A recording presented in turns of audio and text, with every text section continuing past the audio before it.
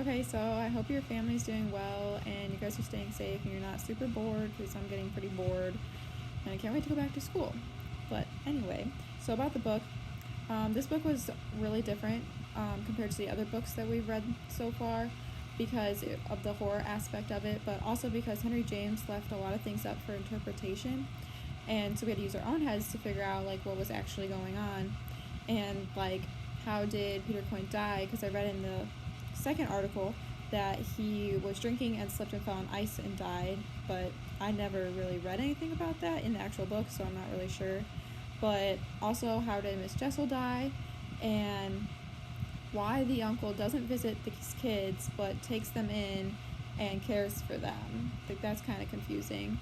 And of course, is the governess just crazy, or is she actually seeing ghosts? I believe in ghosts, but for some reason, I just think that the governess was just seeing things just because of all the details that I was reading.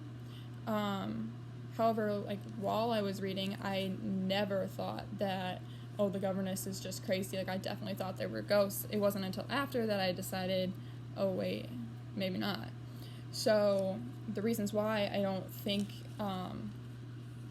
she was actually seeing things is because, like, when the governess was literally with Miss Gross by the lake looking for Florida, and she saw Miss Jessel's ghost off in the distance, she never, like, Miss Gross was like kind of freaked out and like was like, no, I don't think so, and kind of hugged Flora, and Flora didn't see anything, and Flora looked at her like she was crazy too, and Miss Gross was kind of afraid and didn't want to be anywhere near her.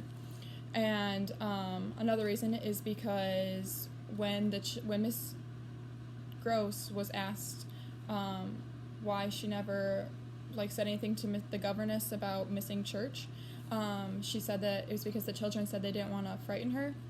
And to me, that's like the children being like, oh, I think she's crazy too, and we don't want to do anything to make her even crazier or to bring it on or something like that. But the biggest telltale, of course, is that Miss Gross and the children didn't have any problems with this before the governess showed up. So right there, it kind of led me to believe the governess is just crazy. What I actually think happened at Bly was that the uncle just hired the governess without checking any background or anything like that, asking her any questions, because he was also attracted to her and just wanted her to work for him. But I do think that the governess loved the children, and that was the reason she wanted to protect them from whatever she thought was going on. When Flora was found at the window and Miles was outside, I really do think that he was just playing a trick, or they were both playing a trick, or whatever, like just being kids. What Miles basically told the governess.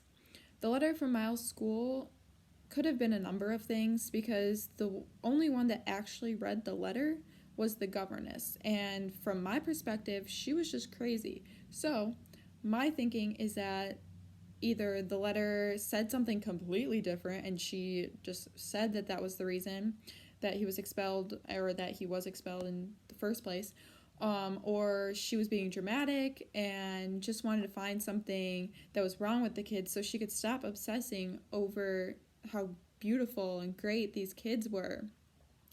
And then by questioning the children so much about these apparitions she was seeing, I think she broke them down, especially Flora, who I think was just who was like trying to run away because she was just feeling all these emotions and just couldn't handle being around this anymore.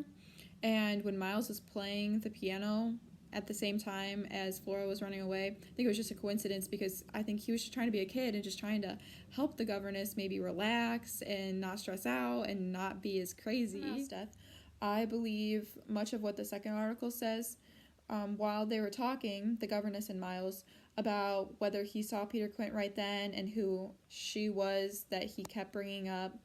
I think she was hugging him, which it says that she was, and maybe a little bit too tight, because when you scream at somebody, you kind of like tense up.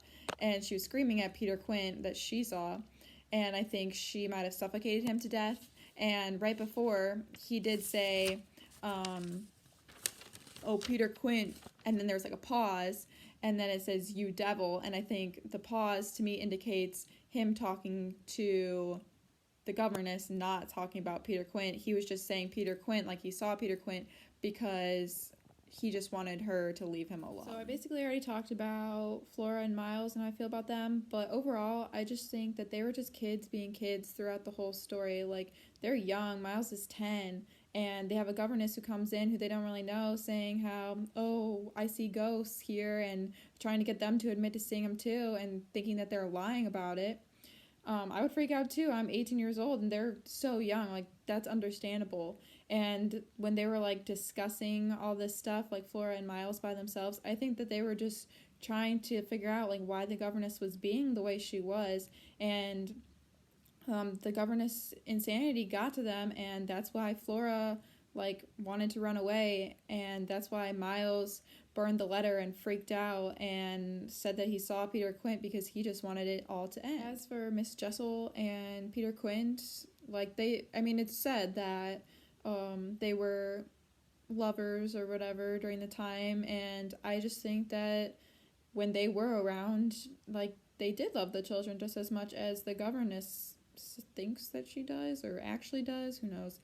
But I think it's just the same way for them, and Miss Gross kind of just led the governess to think that it was more than that for them, and that it was something deeper. But I think it was just they liked the children, they wanted to take care of them, so they hung out together a lot. I don't think that they came back to haunt them, to take over. Like I said, I just think the governess was insane. One of the quotes that I found that still haunts me is found on page 58, and it's said by the governess.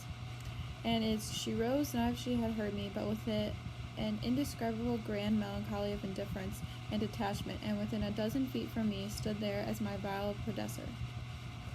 So this quote to me is still kind of creepy, because before this she's talking and describing this like creepy ghost of Miss Jessel, and just sitting there in this schoolroom, and she doesn't freak out. Like, the governess just kind of like looks at her and watches her, doesn't say anything, but as she's leaving she screams at her, and that part just really got to me, just because it's just the whole spirit ghost situation that kind of horrifies me. The second quote I found is on page 40, and it's said by the governess. The circumstance that dread had unmistakably quitted me, and that there was nothing in me there that didn't meet and measure him. So at this point, they're standing on the stairs, Peter Quint and the governess, and they're just staring each other down. And if that was me, I would freak out and run. But she stands there, stares at him until he leaves, which to me is kind of like a turning point in the book, because that's when she realizes, oh, I need to protect these kids.